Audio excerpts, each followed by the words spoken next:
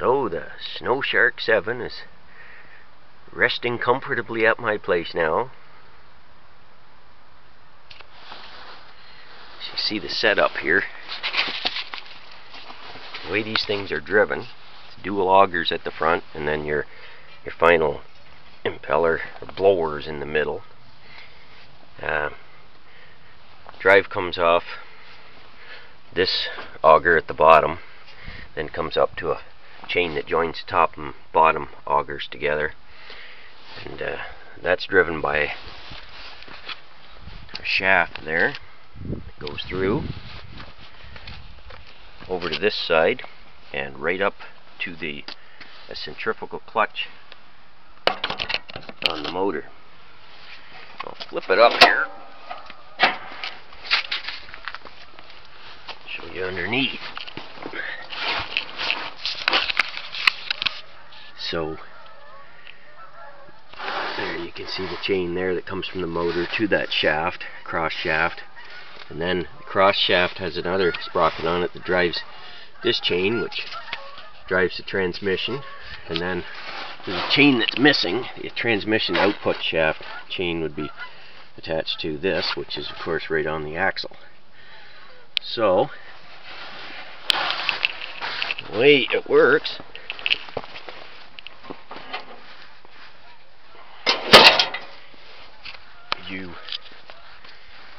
when it's idling, nothing's turning. You got speed on the bottom one's a choke, and then the top one's run and stop.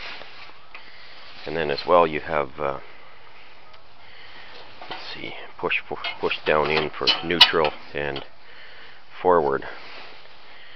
So basically the way you control it is, if you have the engine idling, it doesn't do anything, and then as soon as you rev it up, the clutch engages.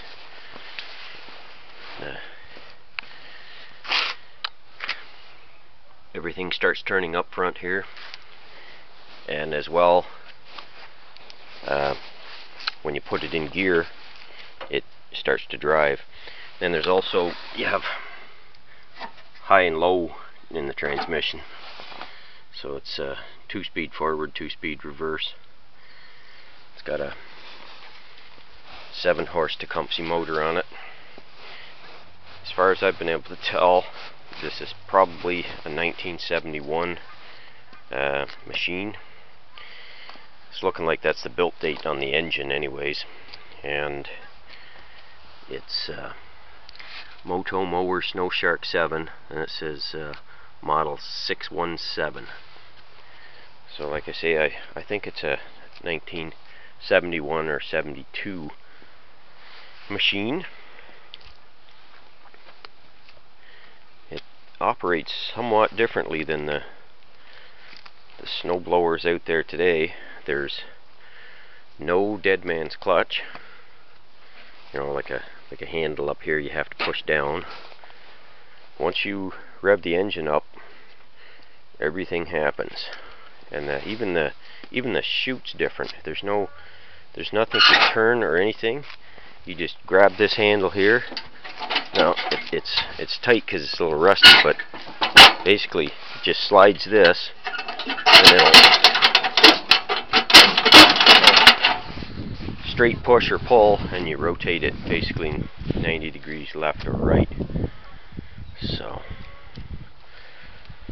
I don't really think it needs that massive of a gas tank on it. That's a pretty big gas tank. But all in all, it's fairly compact for being a 2-stage blower. And it's not light either. So we discovered lifting it into a pickup truck. I see that I've got some repairs to make on it here. Like, I believe